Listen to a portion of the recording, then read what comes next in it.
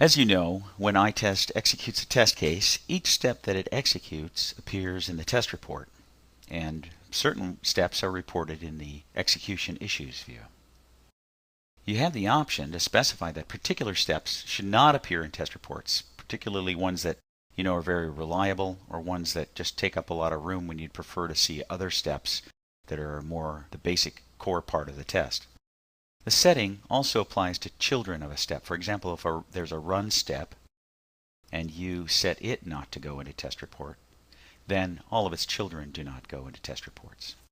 Of course, if you set a step not to report, it might still have an execution issue, and we want to make sure you know about that. So the execution issue will still appear in the execution view in the test report.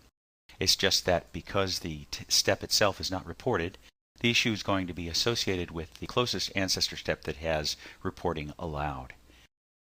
The correct step index for the step with the issue, that is the non-reporting step with the issue, does appear in the execution view in the test report, so you can double click there to get to the actual step that caused the issue. Here's how you set this setting. Select the step in the test case editor, and in the general properties area, there's a checkbox for include this step and its children in test reports.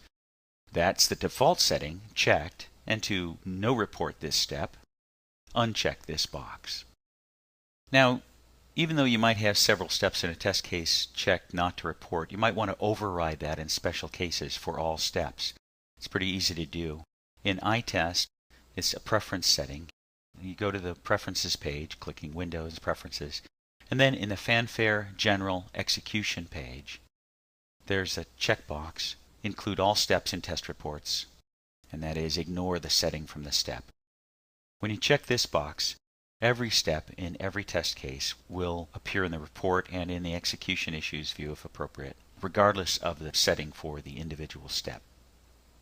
This feature is also supported in headless execution with iTestRT and itestcli, and there are boolean arguments that you specify to override the selective step reporting, and they're shown here.